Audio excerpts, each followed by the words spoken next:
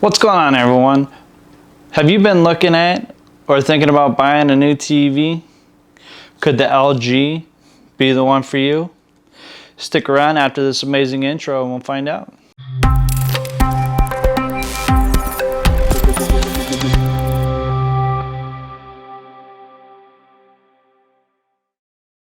Welcome back to my channel, Easy Choice Reviews, where I do the tech reviews and unboxings to help give you an easy choice. Today we're going to be looking at the all-new LG 75-inch SM90. It's a 75-inch TV with the brand new NanoCell technology, the AI technology that just came out. It's got the A9 processor. This thing is a beast. I was unable to do the unboxing for you because I was just too excited to get this thing up. So here you are. The one thing I do want to point out is that NanoCell technology. This stuff is pretty amazing. Not to mention this model has the full array. It's not the side-lit panels.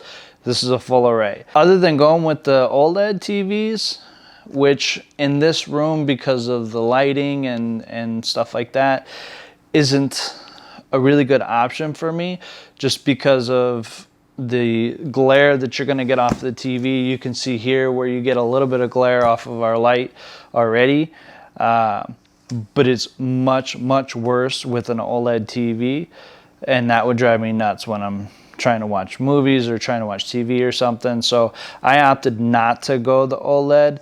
This was pretty much, at the time of buying this, was pretty much the best you can get without going OLED. It also was one of the biggest. My wife actually decided to upgrade to a 75-inch. I was thinking more of like a 65-inch. But I'm not going to complain.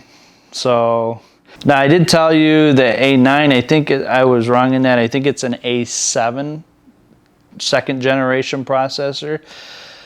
Still top of the line. I think they're Sony processors, which Sony is making some awesome processors. One of the things I really like about this TV is the bezel.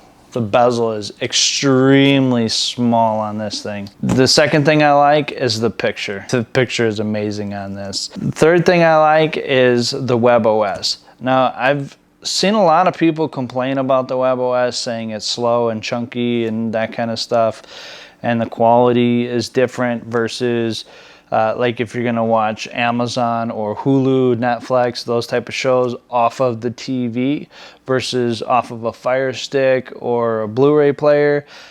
I myself have flopped back and forth and not noticed any difference whatsoever in the quality that the TV has, so for those programs, or any other programs for that matter, or DVDs or Blu-ray. This is a 4K, which is an upgrade for me, so super happy to be showing you guys this. Now, if you guys are here watching this, then I'm sure you've already looked at the specs, you've already been looking at TVs, so I'm not going to go into a lot of the specs on the TV. Like I said, it is a 75-inch, which I thought wasn't even going to fit in this living room. But you tell me, you take a look. I'm going to put a poll up here. I want you guys' opinion. Is this too big of a TV for this area? Or does it fit perfect? I think it fits perfect now that it's hanging up. When I bought it, I thought that it wasn't going to fit. But I actually like it. But let me know your opinion. I want to hear you. What I'm going to do is I'm going to show you the WebOS real quick. Since I'm not going to go into a lot of the specs, I just want you to see some of the picture here. This has got a really great program, the WebOS. It's like an art program, and it puts a border on the TV as if it's art. And you can choose different themes and that kind of thing. Actually really cool.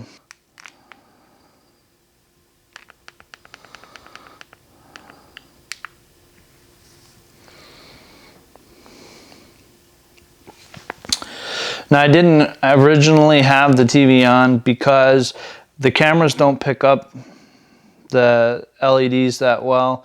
they kind of flash in and out. So I'm sure you'll see that on this video.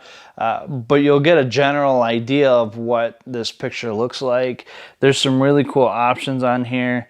If I go over,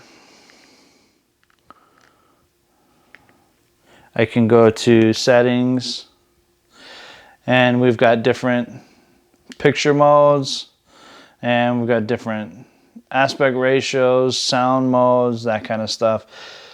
Pretty cool features on this TV. If you hit home, it's gonna pop up. Hopefully you can see here, you've got Netflix, Hulu, you've got free channels, you've got YouTube, Google.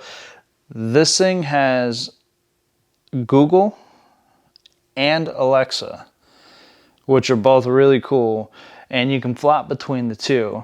They're built right into the remote actually, and I think they're awesome. So it works great for me because I'm in the middle of testing out Alexa to Google and seeing which one's better. So it works really great for me. I can try both of them out and see how they are. That's pretty much it. I want to know your opinion. Like I said, what do you think of this size?